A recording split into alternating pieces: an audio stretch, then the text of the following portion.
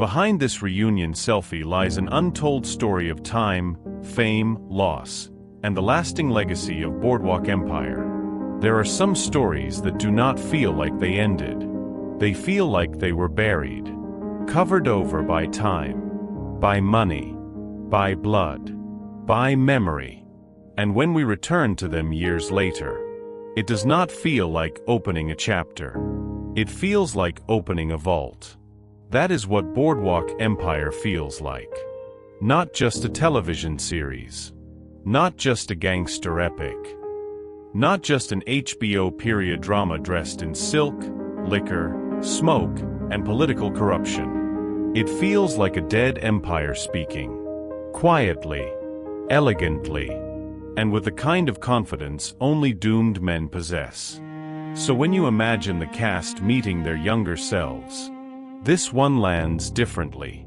This is not the bright electricity of reunion. It is not the swagger of a cult film remembering its youth. This is older than that. Heavier than that. Steve Buscemi standing beside the Nucky Thompson of 2010. Kelly MacDonald meeting the younger Margaret who still believed survival might lead to peace. Michael Shannon facing the first version of Van Alden, still rigid, still burning, still pretending righteousness could save him. Shea Wiggum looking back at Eli before the bruises of family, betrayal, and loyalty marked his face.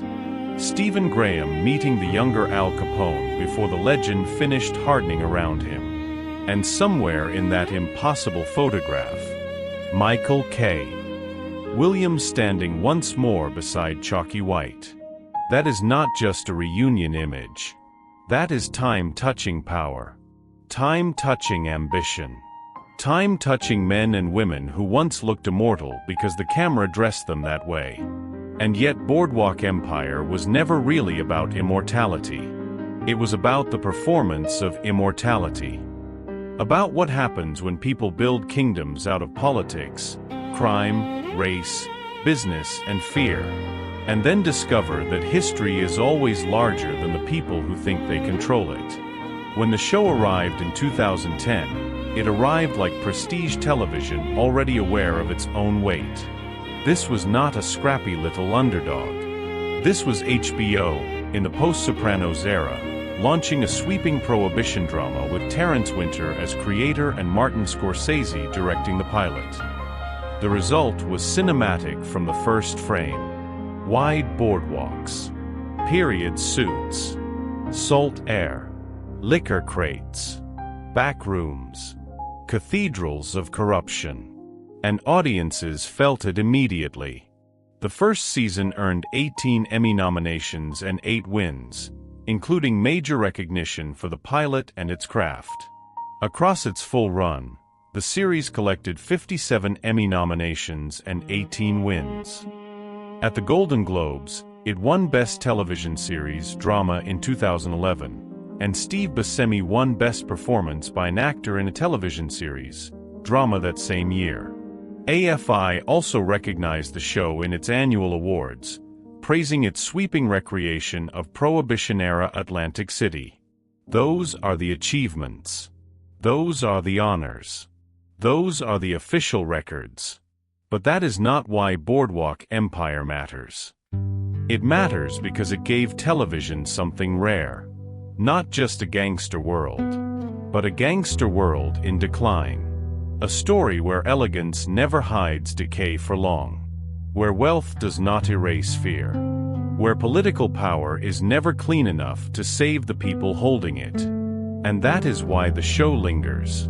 Because underneath the production design, underneath the period glamour, underneath the guns and speeches and carved wooden interiors, there is sorrow. A deep sorrow. Not loud sorrow. Not melodramatic sorrow. But the sorrow of people who keep winning rooms, while slowly losing themselves. That is Nucky Thompson. Steve Buscemi played him with one of the hardest balances in television. Nucky is charming, but not warm. Powerful, but never fully secure. Funny, but never safe. He can smile like a host and threaten like a monarch in the same breath. And that is what makes him tragic. He has built a world out of deals, favors, bribes, fear, and performance. He knows how to move through politicians, gangsters, businessmen, lovers, and enemies. He understands that America, especially in that era, often rewarded the man who could wear a tuxedo over a crime. But the longer the story runs, the more we understand the cost. Nucky is not simply becoming powerful. He is becoming hollow. And the older Steve Buscemi standing beside the younger Nucky would carry exactly that feeling. Not just age. Not just memory. Consequence. Buscemi has remained active as an actor well after Boardwalk Empire, continuing to work across film and television, which makes that imagined reunion feel less like nostalgia and more like endurance. Then there is Margaret Schroeder. Kelly MacDonald gave the show one of its quietest and richest emotional centers. Because Margaret is never merely the woman in the gangster story. She is ambition, survival, guilt, dignity, compromise, and reinvention all at once. She enters the series from one kind of confinement, and slowly discovers that entering Nucky's world is not freedom. It is simply a more expensive cage. That is what makes her so moving. She is not naive. She is not weak. She is not there to decorate the frame. She is there to show us that empire infects intimacy too. That corruption does not stay in city halls and back rooms. It enters marriages, bedrooms, children's lives, conscience itself. Kelly MacDonald has continued acting well beyond the series, and the emotional force of Margaret remains one of the reasons the show feels more human than many crime epics that are satisfied with male mythology alone. And then, Michael Shannon. As Nelson Van Alden, later George Mueller, he gives Boardwalk Empire one of its strangest miracles. He turns repression into suspense. He plays a man so rigid he looks like he might crack from the inside at any moment. A man trying to force holiness upon a world that has already chosen appetite. A man so consumed by judgment that he becomes one of the most frightening and pitiful figures in the entire story. Van Alden is one of the show's great reminders that evil in this world does not always arrive wearing confidence. Sometimes it arrives wearing shame, fear, religious certainty, a clenched jaw. Michael Shannon continued a strong acting career after the series, and his Boardwalk Empire work remains one of the clearest examples of how the show refused simple character types. Shea Whigham as Eli Thompson brings another kind of pain, because Eli is family. And in stories like this, family is not softer than business. It is often crueler. Eli lives in the shadow of Nucky's gravity. He wants respect. He wants standing. He wants to matter in a world where proximity to power is never the same as possessing it. That ache makes him real. Not because he is noble, but because he is human. Boardwalk Empire understands something many crime stories forget. Humiliation drives history too. Not just greed.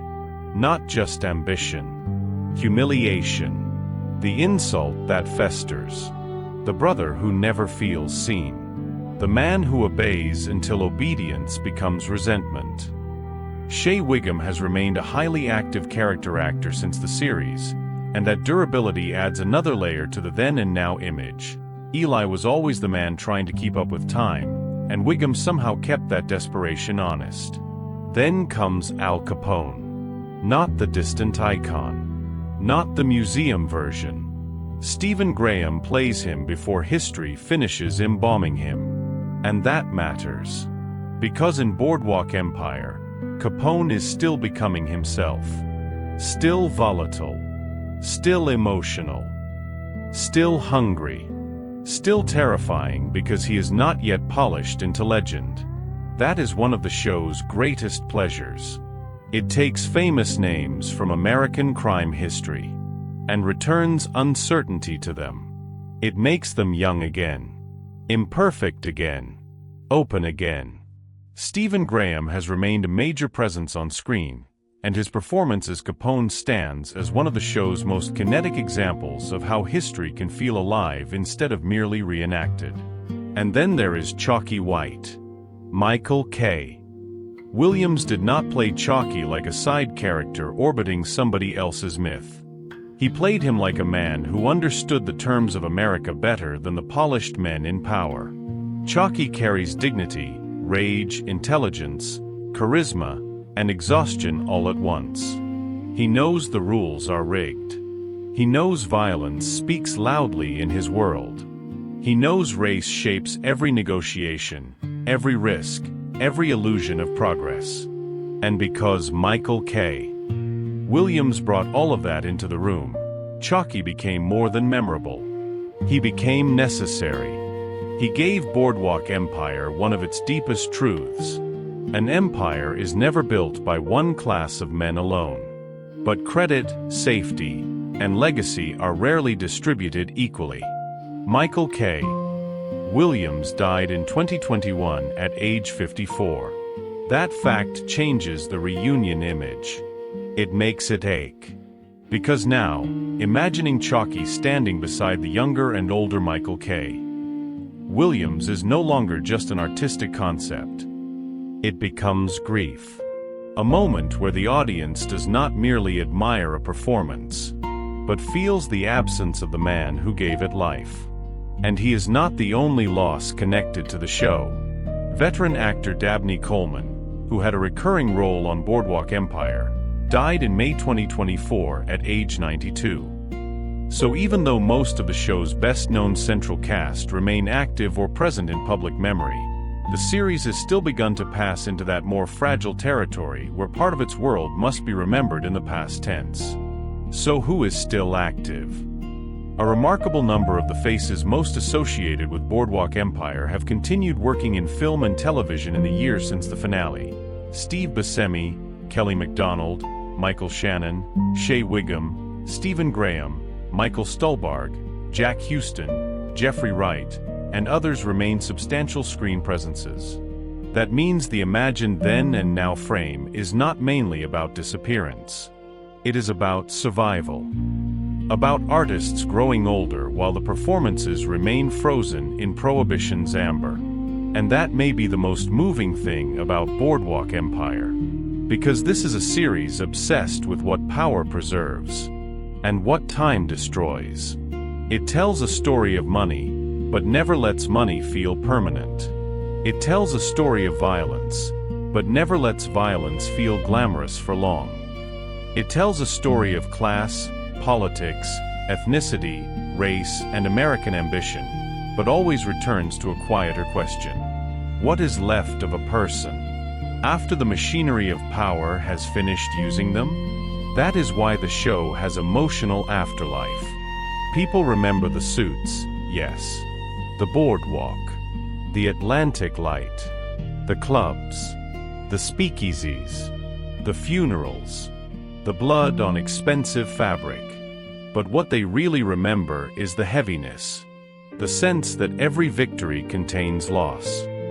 That every arrangement contains betrayal. That every empire is already rotting while it is still being admired. And that brings us to the larger question. Has another series surpassed Boardwalk Empire? If we are talking about mainstream cultural dominance, there are many bigger shows. If we are talking about broad popularity, there are certainly more universal hits. If we are talking about awards visibility in the modern golden age of TV, it competed in an era crowded with giants.